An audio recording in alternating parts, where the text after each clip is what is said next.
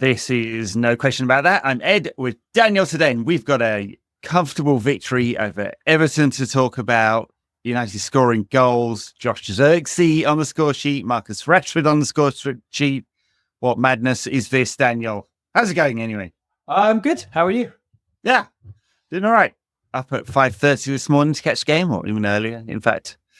I managed to never miss a game. My body clock just says, get up. United playing. Yeah. So you didn't set it alarm? I didn't. I just woke up at 5 and was like, yeah, all right. But would you ordinarily wake up at 5? No. It's the brain is trained. Whenever, I don't think I've ever missed a game. So through stupid time, even when I'm how can you monetize this skill? I can't. Do you remember the show? Do you remember the show You Bet? I don't think I ever saw it. It was it not Bruce Forsyth, Matthew Kelly. And a member of the public would say, I can do X. So it would be, there was one guy I remember who could tell you what a car was from its back headlights, or I can identify any shark. And they would then, the celebrities, there'd be 3 celebrities, and they'd all say, yes or no, I think you can do it. And the studio audience would also stay. And if you were right, you got however many votes the studio audience got right, something like that. And the catchphrase was Matthew Kelly going, do you want to bet on it? And then everyone would go, you bet! Like real, bottom drawer behaviour.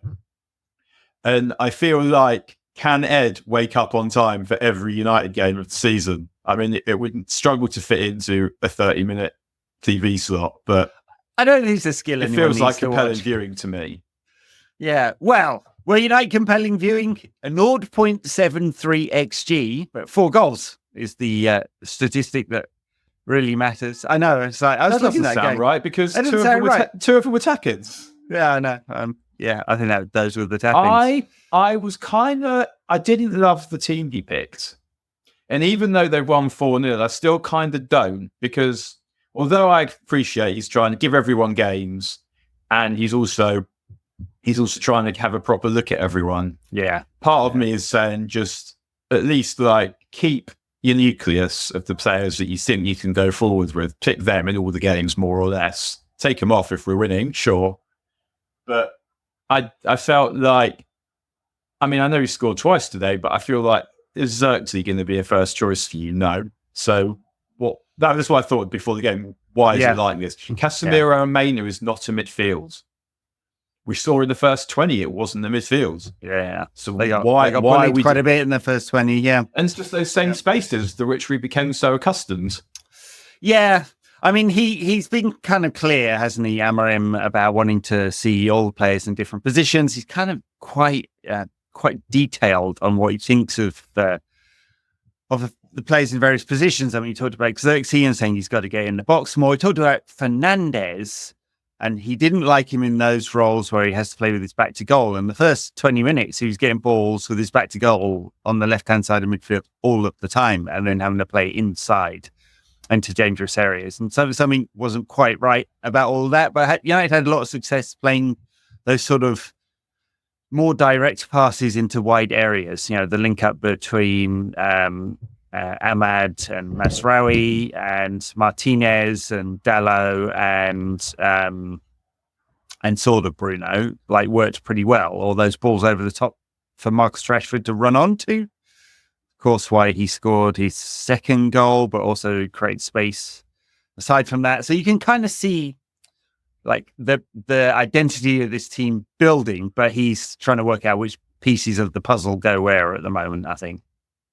Yeah, I think that's right. It felt like there was some of the pieces in the team today that we know aren't ever going to be there. And it's all very well what he says about Bruno. I read it slightly differently. I kind of felt that he was also saying that he didn't feel that he had anyone who was better than Bruno in the midfield too, to move the ball forward. So that was one of the reasons he was playing Bruno there up. Does anyone think that going forward, that's going to be his position in that 2 in front of the defence, in the pivot? Seems unlikely, doesn't it? Yeah. I mean, it's the risk with Mainu in there, isn't it? Especially if you're playing one deeper player. like Casemiro today, who was his average position is basically sitting in front of the back four, on his arse. three, or on his arse, sliding around, or whether it's Ugarte later on. The challenge with those, whatever pairing there, is ball progression, right?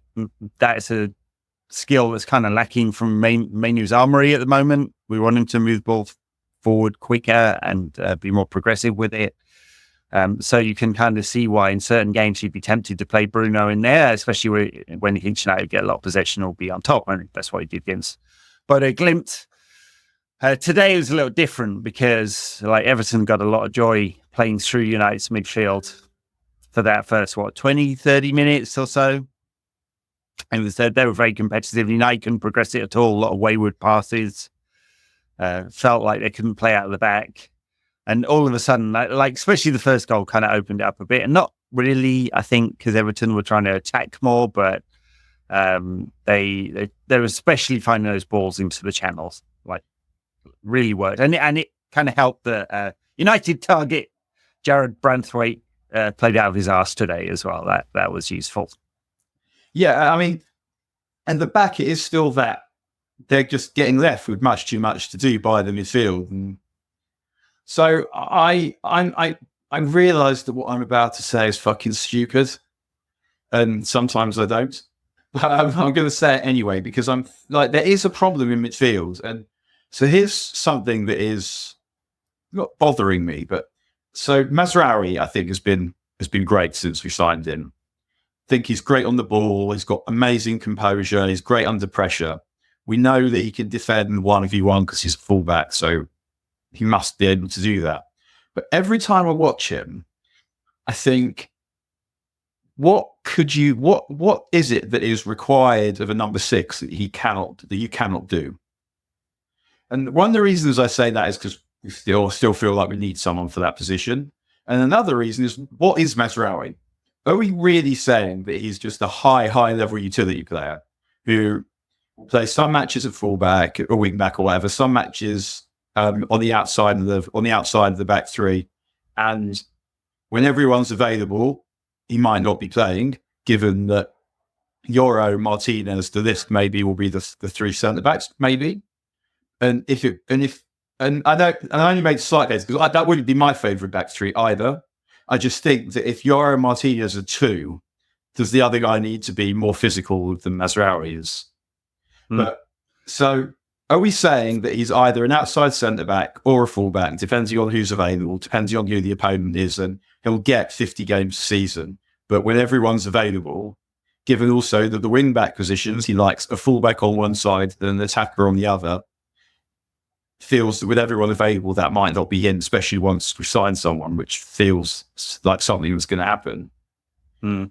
So are we saying he's that? Or, and Gary Neville said it the other day, I think he might have been talking about Trent Alexander-Arnold, I forget, where he said, like, he's always a bit suspicious when a fullback's moving into midfield. He said, because every fucking fullback started life as a midfield player. None of these fullbacks you see playing elite level football were playing at left back in their school team or their county team or whatever representative level they were at. They were the best player in it, so they were playing in midfield. And at some point, someone said, "Listen, mate, you're not going to be good enough in this position, but let's try you there." So, especially when you see someone with Mazraoui's skill set, where you're first of all thinking you're not an obvious fullback pick in the sense that you're not that fast or strong. And then you look at how good he is on the ball. Presumably, he's played a lot of football in midfield at age group level. And at some point, it was decided that he wasn't that. So I feel a bit silly saying, have we thought about trying him in midfield? But part of it is just try and think about, I want this player in the team because I love the way he plays. And I love the composure and the intelligence in particular, and the feet. But also, we need someone for that position. And I was kind of thinking, like, what is it about him that means he can't do that? Because he can take the ball on the half turn, he can take it under pressure, he can pass, he can run with it, he can tackle. So, yeah, what is it? Yeah, I mean, a lot of the raw skill sets. I mean, I guess that position you get turned around a lot, and there'd be a question. Same with fullbacks, really. Ball played between the centre back and the fullback. You're playing on the half turn a lot, so. There's certainly there's certainly a lot of tools there, raw ingredients for there him are to a play lot that of role. fucking tools there. Yes, there are a lot of tools at Manchester United, from the ownership on down. So it'll be interesting to see Amorim tries that, because a couple of things he hasn't tried. He hasn't tried Masraoui in midfield. Obviously, Erik ten Hag did, to not great success, but that was at number 10. He also, given And how at a well point where it was on its arse. I know, dying days. Rome was burning and all that. But he also hasn't played Ahmad in the front three, and he's used him at wing back all the time to great effect. I mean, a few sloppy passes in the first half, but then kind of devastating impact in the second from Ahmad. So he hasn't tried that yet. He has obviously, he's only had 20 minutes of Harry Maguire. That's another question. Is he anywhere near the team? He managed to very slowly pass wide of everyone today. He's tried. What has he tried? He's tried Rashford up front twice now, and he's scoring goals, which is, I think, the way that. Well, this is how he goes, isn't it? He's good at scoring under new managers. Yeah, well, that's true. Yeah. Weight has been lifted from his shoulders. Also, the style of forward is not a lot back to goal, I don't think. I mean, I think given that so much he's played through wide areas, with those link-ups between the wide centre-backs, the wing-backs and the wide forwards, a lot of the balls are played in front of whoever the number 9 is. Rashford had that today. I don't remember him sort of fighting with the Branthwaite and whoever the other Everton centre-back was for sort of long balls played through the middle and with his back to goal and all that kind of stuff. So kind of suits him that. We'll see. It's unclear. It's a weird thing, isn't it? Because how many games have we had under Amorim now? Is it 3? 3. Yeah. I really feel like I've got a handle on what his full-strength team is going to be. Because he obviously loves Masraoui as well. He was talking about how much he loves him. We've got to get him in the team. So maybe it will be him, and it will be Yoro and one of the other two. Maybe that's what it will be. But then can it Rick? And if he thinks he can get away with Masraoui, Yoro, and Martinez, I'd love to see it. I mean, there's a lot of very good footballers there, and given he's going to be building a high possession but fairly vertical side, I think all of them would fit that system. Yeah, I mean, there's I think it's interesting, isn't it? The pieces are a bit unclear, but the pattern of how United play, it's so clear. There's more of an identity to this United after 3 games, and maybe I'm projecting, but it feels like there's more of an identity after 3 games than there were after 2.5 years under Ten Hag, when you just had no fucking idea what was going to turn up. Well, the thing, we know that he's not really going to change. He'll tweak, but he's going to play in the way that he's going to play, and he's going to need to find solutions, as you say. The only one who really likes back to goal is Xerxes. Seems unlikely he's going to be a first choice, and so you need to find a way around that without signing someone, probably, because it's going to be other signings. When was the last time we had a positive goal difference?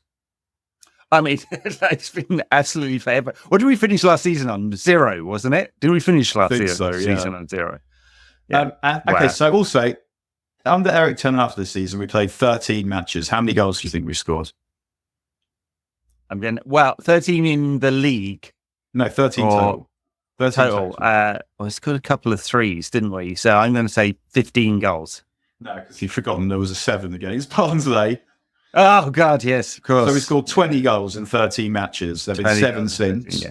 There have been 7 since, so we scored 19. Yeah. And we haven't even had a 7 against. But I mean, in fairness, we did get Leicester twice.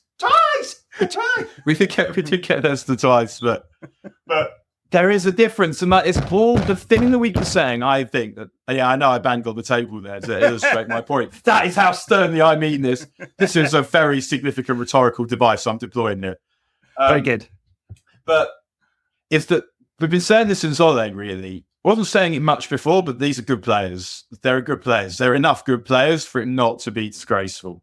Yeah. And thing is, given United are now 7 unbeaten, there's a couple of wins under Rude and now Amorim start and all of that, and we're actually only 4 points off the Champions League places. There is no reason unbelievably. we can't get top four this season from the Europa or from the league. One of those two should be his target. And given the win the other night against Bodo Glimt, 2 wins out of the next 3 games, all against absolute trash, should see United qualify. So, can I? Do you know what I'm doing right now while we're doing this? It's almost looking all right, Dan. I'm watching Bodo Glimt. Because you're watching Bodo Glimt. I need them for. I've got them to need them to compete in the accumulator. Oh yes, what a goal! They were 1-0 down 5 minutes ago in a top of the table clash against Lillestrøm, and they just scored twice. Isn't this to win the league for Bodo Glimt? I think it's something. It's a big game. Yeah, I mean, I don't know if Lillestrøm was second, but the odds Bodo Glimt was something like the 7-1 on to win. So Lillestrøm must not be good. But they were. It was 1-0, but it's now 2-1 to your Bodo Glimt to this world just on the straight half time. Brilliant, Evan. What a player. I was since we're doing diversions, I was watching the cricket this week. England beat New Zealand, and because in the Kiwi accent, when they keep talking about the beating, it's great beating, and I'm like, what? Everything's with this extended E. Kiwis call me Eid. And really, because for me, the thing that I can tell them, because obviously when you're not totally familiar with Antipodean accents, the thing I always look for is chaps instead of chips. It's like it's the U instead of an I. And just a little bit closer to South African accent. No offense, New Zealanders who seem to be generally quite a great bunch of lads. top lads. Yeah. All right. I mean, I was just saying before we went into the cricket and the betting. Like, are we good? Are we decent? I'd say good? We look like we could get to be good. Something I'm quite liking about Amorim, and I know I bitched about this before. It's going to sound like I'm being hypocritical. I wouldn't have changed as many players. But the fact that he's doing it and he's making changes early is a sign of confidence. Yeah. He uses his subs all the time. And Ten Hag, it felt never. He didn't have it at the beginning, and he started to get it in that first winter. Then he lost it and never got it back. Yeah, but this guy seems to be more convinced that he belongs, and is going to back himself in a way that. I mean, maybe just it went so bad at the beginning. It was so wrong at the beginning that Ten Hag couldn't back himself. When how could he possibly back himself? We just lost fucking 4-0 to Brentford. But it feels like what he's trying is coherent. Mm-hmm. And I'd still, as I said, like I'd love to know what he thinks the first team's going to be when everyone's available. Yeah. I don't ever want to see Casemiro and Mainu together again either. And I think what I feel about Casemiro now is when you look at our squad, I would only play him with Ugarte, I think. Yeah, to have that extra safety, yes. I don't want to see Casemiro to 6 too often. I mean, today, okay, against Everton, they're dog shit. They're really bad. You know, like they can't score any goals. Their top scorer has 1 goal or whatever it is. But I tend to agree. I would like a progressive passer in there. Ugarte is in this system where he's asked to clean up the mess in front of the back three. He's going to do really well, I think. You know, it's almost like they bought him for him. They pre-bought him for a Amorim system. All right, let's talk about some of the goals. I haven't even mentioned them because actually some nice goals in there. Quick quiz question. Goals in general. Yeah. When was the last time United scored 4 goals or more in the league?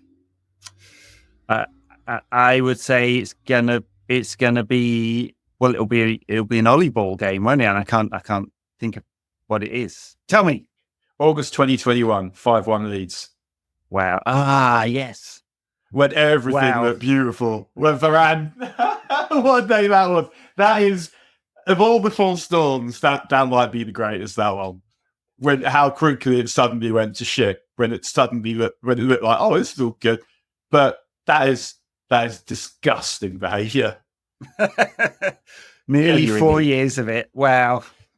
NTA matches, says Colin Miller of The Athletic. 88 games since we last scored 4 goals. 5 managers, including the interims. But yeah. It felt like we could and should have scored more, could have had at least 1 penalty, maybe 2. But yeah, the goals. I mean, the first one obviously was the bag of shite. Well, I mean, it's a floating ball to the edge, and Rashford side puts it. I'm not sure. He did it quite nicely, I would say. Yeah. It was all right. It's nice technique. Was it going in? He got that one? He was given that one. It wasn't. I would say it was on target. It was definitely on target, and it might have gone to the corner. It wasn't. It might have gone to the corner. Yeah. Right. Jared. Is Jared a footballer's name? Do you think? Jared's nobody's name. It's a terrible name. So, yeah. Sorry, Jared. I mean, he comes from the Hebrew Yered, which means to go down. Right. As he did. For United's third goal. He was terrible today. As he probably felt maybe his dad should have done. I know United's football people. Yeah, dearing me. Sorry, that took a while. it trickled in there. Yeah. United's still interested in this guy because every time I've seen him this season, he's been terrible. I have not seen much of Everton this season. I like what I've seen of him previously. Yeah. And profilically, he's ideal for that left centre back role. Like, he's big, he's strong, he's good on the ball, he keys both feet. So it means not only can he play those open it up with the left foot passes, but he can also play the round the corner balls with the right foot. So in terms of if is the right player if he's good enough, which is actually the case about quite a few players, that you can see that you players who are the right kind of player, but in the end, it always comes down to quality, really. And the second goal, Josh Zirkzee, tidy finish from him. Not really seen much of that. Have we? A good pass, captain's pass from Bruno, just laid it on the plate and rolled it in with the left foot. But this goal came from Ahmad, and not even the second or the third time now that he has made a goal with just like ferreting the ball and ferreting out possession. And when you see him do it, and he's little, and it makes you kind of vexed with the bigger lads that can't be fucked with that behaviour. Well, Messi was good at this as well. Yeah, absolutely right. Yeah, winning the ball. And what it is, a lot of it, I think, is perpetual movement. That he's so rarely on his heels that when someone dwells on it, he's already at you because he's planning to be at you anyway. There's also a little bit of Tevez in the way that he does it, but just not. Ratty little bastard, yeah. But not into running into a wind tunnel. It makes you wonder, I know this is not an original thought, but Ten Hag played Anthony ahead of him 19 times in a row last season. End of last season. Like, what was he not seeing in Ahmad last season that we're seeing now? Because I think the style of performances. I mean, obviously he's improved as a player, but the style is reminiscent of his time at Sunderland. I guess he's got personal connection with Anthony and also personal responsibility for Anthony in the sense that he brought him here. To then discard him is not. Yeah, it's not good pastoral care. But also, he thinks Anthony's good. That's why he insisted United spend 90 million on him. And to use a cricketing analogy, seeing as we were talking about that, the idea that when England was shit in the 90s, just they'd get cycled through players and players and players and players. And then they realised that this was not helpful. Like, they're players who may have been good enough, but you play them for 2 tests, they don't get a score, you drop them. No. And so the line, the cliche has become, it's better to give a player 1 match too many than 1 match too few. Yeah. And I guess with Anthony, he's trying to give him every chance to succeed, partly because he thinks he's good, partly because he's invested in him personally, because in terms of his own credibility. And so give him another game and another game and another game. And I guess with Ahmad, I don't think what I was told is that he's not a massively confident character, although he doesn't play like this at all. But that was what I was told about him. He's little. So those things you think, well, we should bring him on slowly. Is he definitely good enough? No. And what we're seeing now, and I felt like we said this at the beginning of the season, was what we know from Ahmad now is he's definitely good enough to be a squad player in a good team. Is he good enough to start for us? That does remain to be seen. It'll be interesting to see what he does with Ahmad in midweek. Yeah. Dare he play Ahmad at wing back? Because still, am I thinking, if Ahmad's going to make it at United, I still really feel like he's surely going to have to be in one of those positions behind the striker. When Sporting beat City 4-1 recently, he didn't really change the players much, like from their normal. He still played attacking players. He changed the style, so they played basically a flat back 4 in front of a flat back 3, and it broke really, really quickly. And be interesting to see whether we're a bit more conservative against Arsenal, who are scoring a lot of goals at the moment. Yeah, this is probably we've got them at about. We could have done with them a few weeks ago. Could have done with it, especially we'll be out without Martinez and Maynard, of course, on Wednesday because they both managed to get themselves suspended. Joy. I was like, how's that possible? They've both been injured all season. That Martinez one was so fucking stupid. I know. In that, like, you're winning 3-0, you don't need to do that. And then why are you protesting? Like, you've been wrong. That's just ridiculous. You shouldn't have done that. So what? Yeah, maybe that's why it brought Maguire on. I mean, who are our centre-backs? Do you have the bottle to go like Mazraoui, the Ligt, Shaw?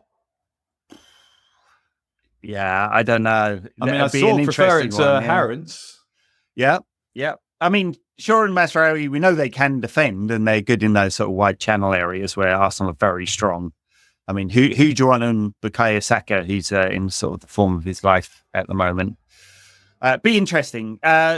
Before we get into Arsenal, round out the goals. Yeah, just back to Ahmad. It's the tenacity to constantly be on the move, and also what I really like about him is he follows the ball, and that's another reason he's always been in a good position to spring, and he picks good passes. So that second goal, when he gives it to Bruno, also, I thought at the time that Bruno had picked the wrong pass. I wanted it to go. Was it Ahmad who was in the middle by then? I wanted to go to him. Maybe, yeah. Because it's quite a difficult finish for Xerxes. He takes it well on the slides. And what do you make of Xerxes? He's not a striker. I mean, he just doesn't look like a striker. He looks like a kind of Maran Fellaini with a decent touch, you know. So I just don't know. I don't know where you fit him in a what would. Amorim will be hoping will become a very dynamic side, right? And he's not that, right? He uses the ball well when he finally gets it under control, which seems to take a while sometimes. He doesn't get in the box much, although of course he scored twice today. So I find the stylistic fit hard to see. So that's this is one of, I guess, my issue with him, that when you're so heavily systemized and it feels like that's how this is going to go, players that change it tend to be less useful, probably, in that you want your replacements to be more like for like. But there's a player actually that I think there's something there, and I said it on before when at the beginning of the season. It's just I like the imagination. I feel like get fitter or you're not going to play. Seems like a fair thing to say to a professional athlete. Yeah, but I'm really loath to say, well, the young Syria young player of the year and second top scorer is a shitbag. Yeah.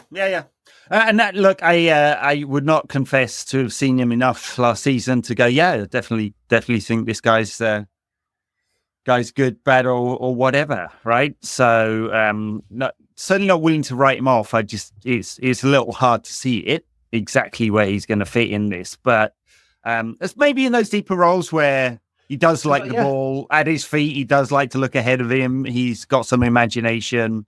If he can get himself in the box, as Amorim told him to do, then he can clearly finish. 2 nice finishes today. I mean, neither were total gimmies, were they? So maybe there's something there. I believe depends. I believe Ornstein said that they basically want him out and they're looking for strikers. And Motta wants him at Juve. Right.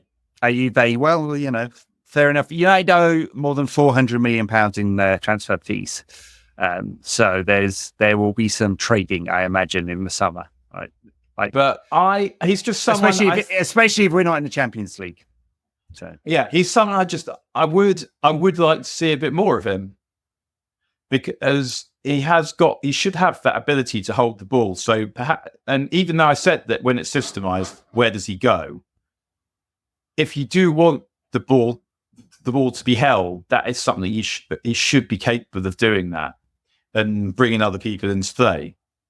And I really liked the goals that he scored, because when they're that kind of goal is you've totally got the opposition.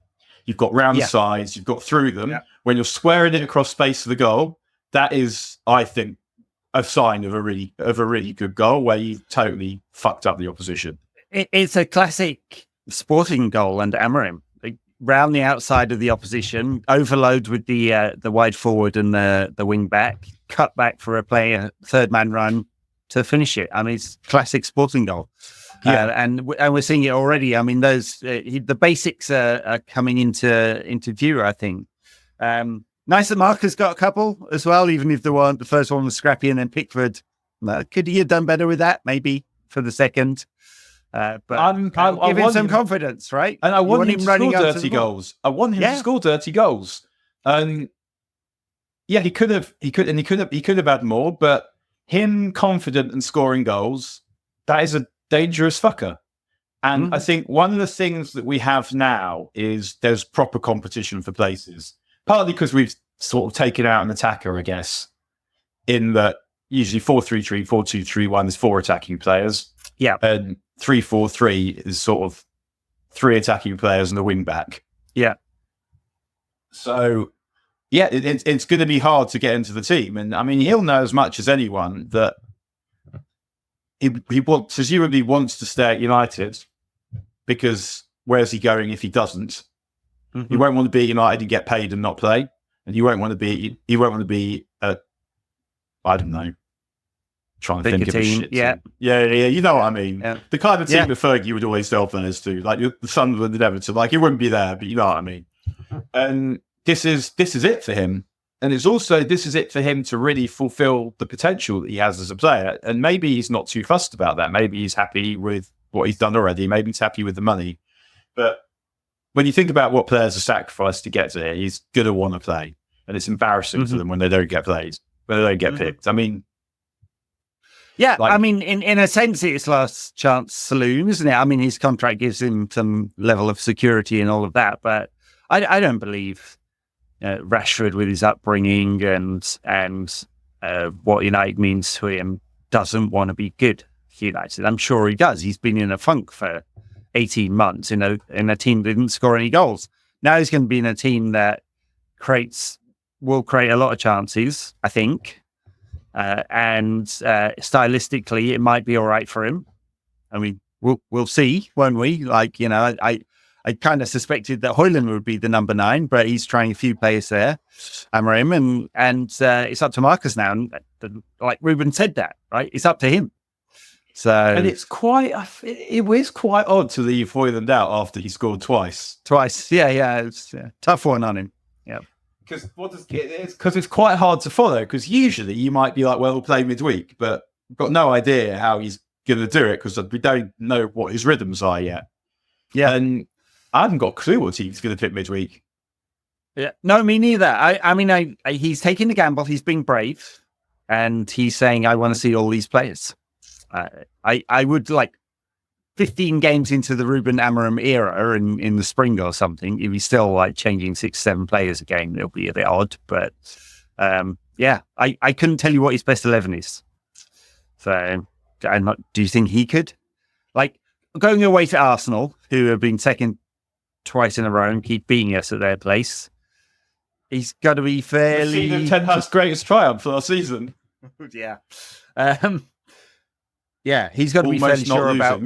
Almost not losing. He talks about that for fucking ever as well. Kept bringing that up. Yeah. Yeah. So what is the best 11 then? Like, imagine everyone's fit and not suspended, because everyone is almost fit. Bruno came off and put ice on his ankle today. Like, touch wood, he's all right. Let's just assume he is, and that's precautionary. What is the best 11? Okay, so what is the question? What do we think the best team is, or what do we think he thinks the best team is? What do we think he thinks is the best team? Yeah. I am going to go with Onana. I mean, tough call there. Yeah, he likes Dallo, doesn't he? He really loves him, yeah. Okay, Onana. He was fanboying about him in midweek. Yeah. Yoro, Martinez, Mazraoui. Ahmad, Ugarte, Mainu, fucking Dallo, Go I on. guess. You got to say it. Yeah, Dallo, Bruno, Rashford. No, Bruno Garnacho, Rashford. You think that's his? That's it. If you asked Probably him very now, close. if you asked Yeah. him now, that's what I think he'd tell you. But Rashford, Garnacho, it really just does depend. And I think like one of the things I'm interested to see is how he's going to work it, because the inside forwards that he has are probably not the inside forwards that he pick, but they're good. So they're good enough so that you need to try and find a way to make it work, in my opinion. Yeah. So I wouldn't want to be spending money on those two inside forwards. I'd be saying, No, these are fucking good players, make them work. We've got 8 players for 3 places, like spending lots more money on, unless you're shipping some out, spending tons of money to try and get a stylistic improvement. I don't know. I mean, you got a 30-goal striker in Rashford, and like in theory, obviously it's been a while and fairly inconsistent over his career, but you've got that in theory. And yeah, if you took out the season where he actually did score 30, he probably hasn't got 30 of the 3 I'd cite around it. No, it might not have done. But Amorim's confident enough that he's going to go, I think I can get the best out of this player. You got Garnacho, who we know he's got a really kind of high ceiling. Well, we think he's got a really high ceiling, a lot of really good tools, inconsistent finisher, unclear but whether you can also see the manager likes him as well. Yeah. And it's like, we'll need to be he will play at smarter Arsenal, in that I role. think. You think, yeah, given that United will probably be like in transition a fair bit or under pressure a fair bit. That makes sense. Yeah. I guess the challenges are like he loves Dallo apparently, or he's just been nice to him. But it feels like it doesn't feel like a strength at wing back when you look at Ahmad like skinning people on the other side. And then can you develop Mainu enough that he's going to progress the ball out of midfield? So fucking Neil Strong have equalised, man. Oh dear me! I hate it when Neil Strong do that. People listening to this on a Tuesday or something will be going, what? Oh dear! How many have you got in your ACCA? This is I've got coming as a horse United and Real Madrid, and I've got this and Porto at home to Cassiopeia, who are a team I haven't even heard of. I mean, maybe it's Cassiopeia Park in Watford, and they've somehow migrated to the Portuguese league. Seems unlikely. But anyhow, so yeah, I think it will be out. I think it'd be. Do you think he'll play Ahmad midweek? Yeah, I mean, I think he might seems have to to like him. Yeah. I mean, he played, as I said, he played attacking players in systems where, like, ostensibly they were being quite defensive. I mean, they had 20% possession against City and scored 4 times. So I think he will. I think he'll want that sort of direct carrying ability. I mean, I guess it's also the case that Arsenal are much stronger on the other side. So it so happens that you could play Ahmad. You can play Ahmad on the right hand side and not worry as much about Arsenal's left side as you would if it happened. It was the other way around. Yes, but yeah, exactly. How much will Diego Dallo shit the bed against Bukayo Saka? It's not just about that, though. It's also about what kind of help is he going to get? Because presumably now, without Mainu, the midfield 2 is going to be Ugarte and Casemiro. It will be, yeah.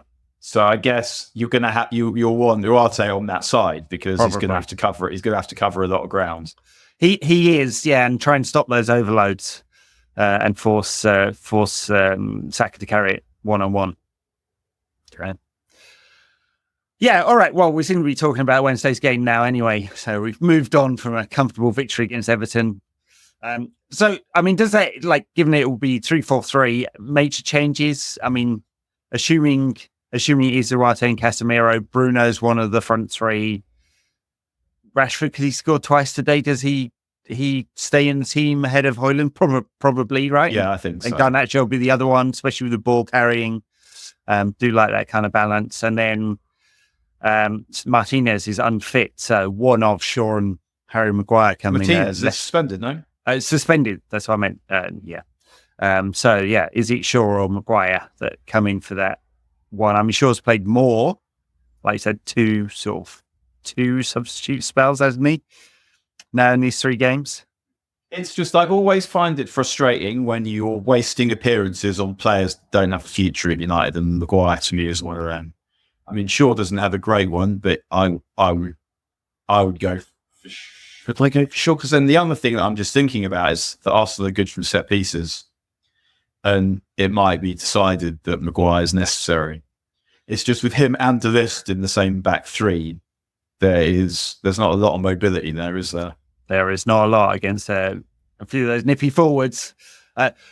United seem to be scoring from set pieces. Arsenal very good from set pieces, but Georgsson stayed on at one of the only coach from the Ten Hag era to stay on. But he doesn't seem to be coming out. I don't know if it is Carlos, whatever his name is, one of the other coaches that was on the touchline every time United had a set piece. So I'm not exactly sure what Georgsson is doing, putting the cones out.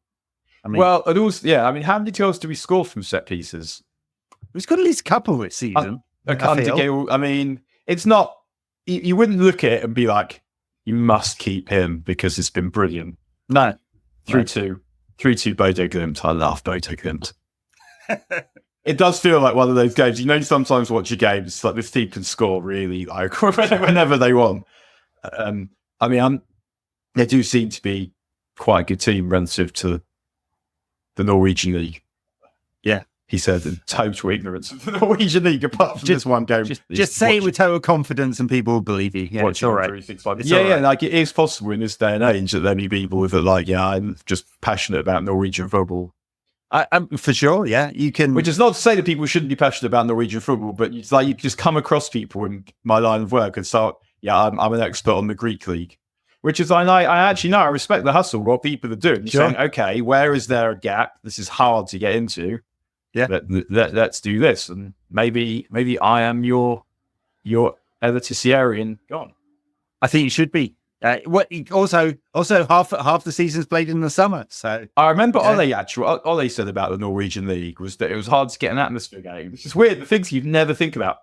Why is it hard to get an atmosphere going in the Norwegian League? I don't know. Well, what do we know about small Norway? Country? It's bloody cold. Right, it's cold. It's dark half the year. It's so cold, so extrapolate from there. It's cold, so this is like a job. This is like one of those interviews, isn't it? How many plug sockets are there in the world? It's cold, so... You think they'd want to jump around dancing? Like, no, so people are wearing gloves. Yeah, all right. And it muffles the noise of the clapping. Wow. And thought about that. Things you never think about, but yeah. No. That's Daniel. That's why I failed my Cambridge interview and you did not. So apparently. What a lad. When I got asked the question, it said, looking at the reference, it says here that you're a troublemaker who didn't do any work at school. What do you have to say about that? It's just, hang on. I can't obviously deny that shit was true and actually quite mildly put, but that's not meant to go in references, that kind of shit. It's not. And it's definitely... I mean, I guess maybe it's a pleasing lack of nepotism, given that the person that wrote it spent 30 years working in the office next door to my old fella. As in, like, he was a deputy head and so was she. Yeah. But so back to Arsenal. I think the team we'll see against them will be, well, I think Onana, Mazraoui, De Ligt are going to play. Is it only, are the only options, basically, Maguire and Shaw? Yeah, I mean, Yora's been training, but obviously had 0 game time, so there's not a chance he's tossing him for his debut, having been out for 5 months in this game. That won't be him. He's not been on the bench yet. It's one of Shaw and Maguire, I imagine.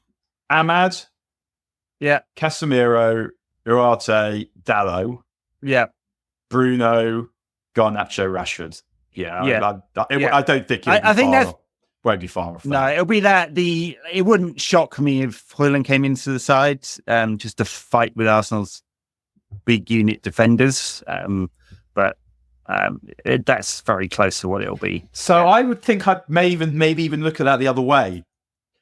That I wouldn't want him getting into a fight with their big lads. I'd be tempted just to play someone that totally was disinterested in that. Yeah. Like, disinterested, uninterested. In the case of Marcus Rashford, and just trying to do something very different. But it is harsh on Højlund. He will then he's better than a Europa League striker. But I think it'll be something like that. Both him and Rashford are good subs, though. But you wouldn't want to face either of those fuckers having been running around for 60, 70 minutes first. Yeah. Yeah. I just think at this stage, Rashford has more ways to score a goal than Højlund does.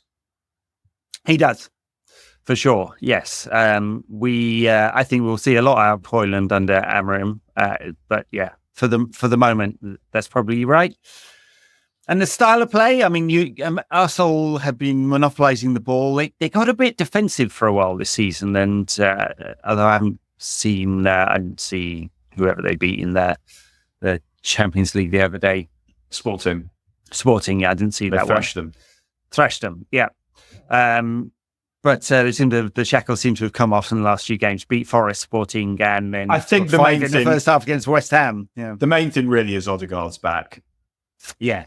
I hate to say it because when they bought him permanently, I thought, oh, that's good. Because for the same money, I'm sure they could have got someone better, but actually that's probably not the case. It was unclear. I mean, he was a brilliant youth player, right? Everyone on the planet wanted him. He's grown into a crocodile wrestler, and I didn't expect him physically to get that big. I also don't think he'd get that good. But he makes. I know Saka's in great form at the moment, but it's not a coincidence that this great form has come with Odegaard back. I think Odegaard is the player that makes that team tick. And I'd be thinking about what can we do to stop him from getting on the ball, stop him getting time and space on the ball. Yeah, and I'm sure Oate will be there rushing around him and doing that defensive job. I mean, we have a player who does that now, so perfect for it. It'll be 1 or 2 games a year in which they have a decent atmosphere at the Emirates. The other being against Spurs, although they have good atmosphere for the women's games. I don't have a ticket yet. Do you not? You're still ferreting around for one? I absolutely am, yeah. You will find one, no doubt. What will be interesting also is, does Amorim do what he did for Sporting against City and defend deep and just try and pick them off, or is it actually going to try and control at least some of the game? And that won't I don't think, be reflected in the players he picks, more in the instructions that he gives them. I think composure. Yeah, absolutely. I think he's willing to play attacking players even in a defensive shape. So, it'd be interesting because United have had a lot of possession in these 3 games. Like, he's clearly seeking some control, right? So, but you'd imagine going away to Arsenal in great form. They do retain possession really well, so on. There will be a fair amount of United playing on the break and defending solidly with 2 sat in front of the back 3 and the 2 wing backs like doubling up to make sure there's no overlaps. That's fine when you're defending, and I'm interested to see how Ahmad gets on doing that because he is tenacious and hard to knock over. So if he wants to make that position work for himself, then it will be a good test. That is a really good opportunity because if I'm Amorim, these are the positions I'm looking to buy in, the 2 wing backs. So for sure, haven't got that long to convince him. But it's more in possession. How brave are we going to be with the passes that we make? And because generally he likes to move the ball through the thirds, through the middle. It's not like Ten Hag would get it out wide, and that was one of the reasons I think it didn't work for him because it's much easier for your players to get boxed and to get isolated in a sense when they're out wide. Whereas what I think is he wants. If you imagine the back 3, what he likes then is a 2-2-2 where there's like a line so that it's quite easy to turn the ball around the corner. There'll be another player there. Is he going to be brave enough to commit that number of players ahead of the ball? I would imagine we'll spend a lot of time without that many players ahead of the ball. Sporting's victory over City was, one, the very direct pass into the wide forwards, like extremely successful in stretching the play and getting players up with them quickly. And the switch of play. We saw that today, actually, one of the goals. Nice switch of play from left to right. Which given that you have like two wide players on the both the left and the right, is possible, right? You can create those overloads. I think I suspect that'll be rather than we go and we try and control possession. Given that like even today, like first 20 minutes, we were not controlling possession. Right? There's a lot of wasteful stuff. No, quite the opposite. Yeah. But I think the difference with Arsenal and City is City give you much more of a chance. That they're not as good or as disciplined defensively, and they're just definitely not this season. Yeah, never were. Like Guardiola's never really had a good defense. He got a slightly better one that enabled him to win that Champions League with City, which is the only one he's won without Xavi, Iniesta, and Busquets and Messi. Yeah, like maybe the best player ever, maybe the best midfield ever.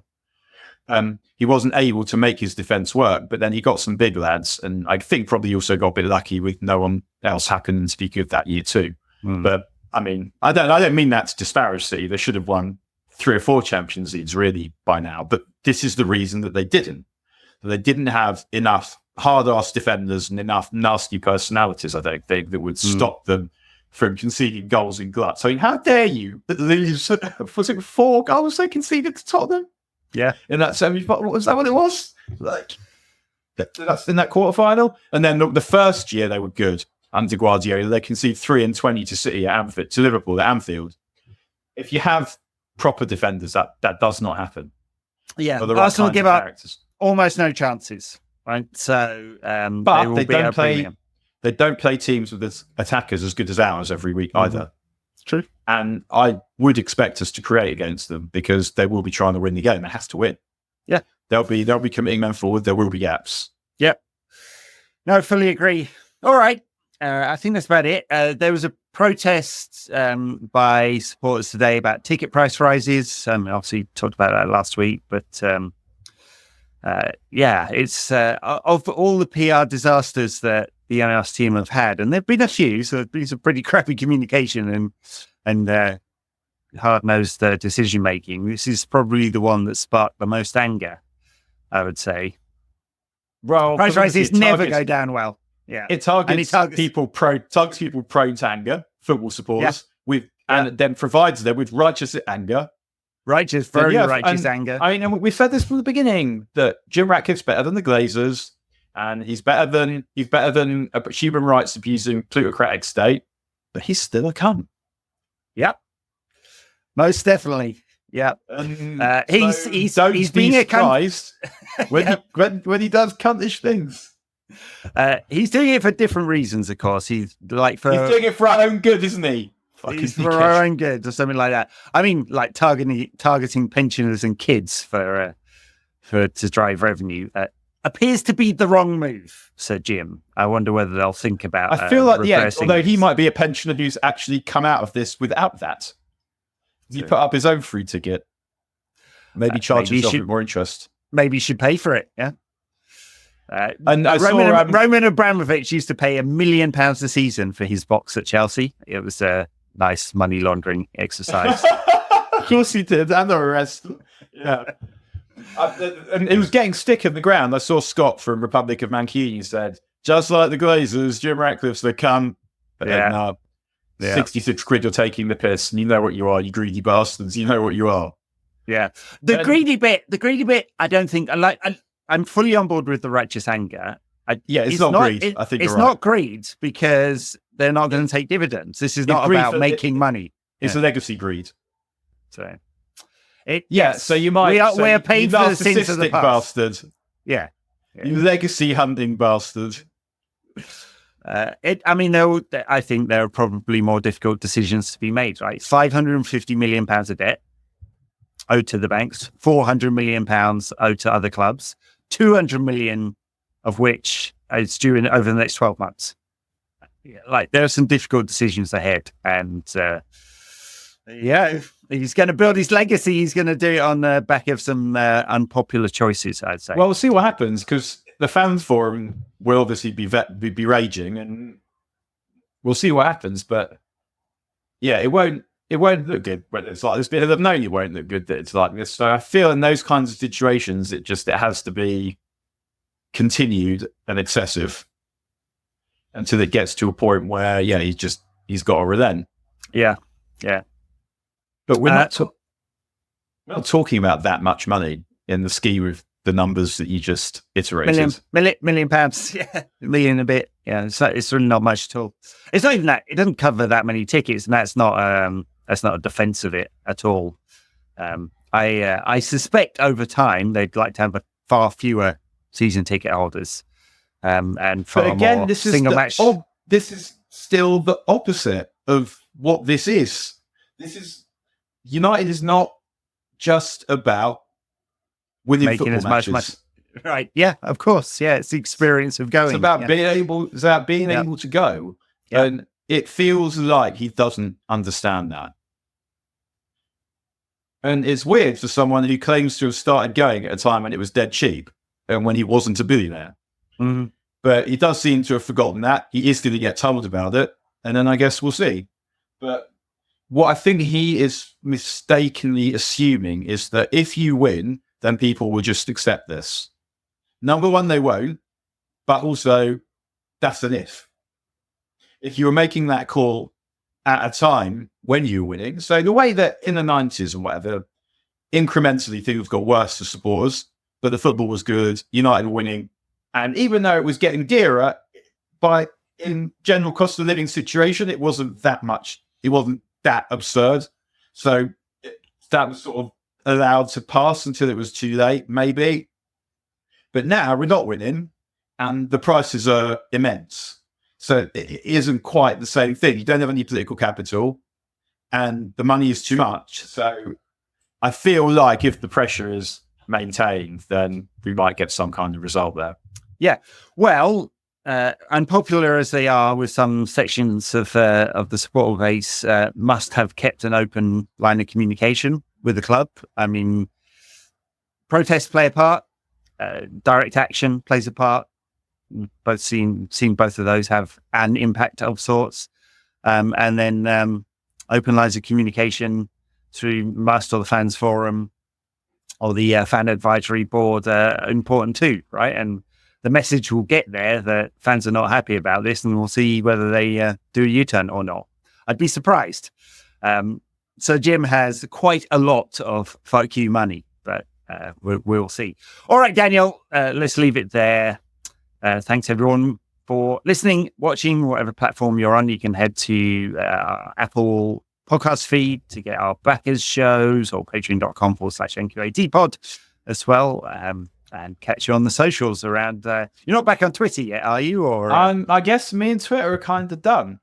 Wow. Well, you are on Blue Sky. I know. I do have like United Rewind on Twitter, but part of me was like, well, Twitter's so unusable now anyway. What would I get if you can sell Twitter accounts, right? I was kind of the sure if I first thought that.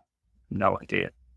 I mean, you can make revenue if you go blue tick. I don't know how much engagement you need in order to make any kind of revenue. Anyway, all right. We'll see you around. Thanks a lot, everyone. Bye now.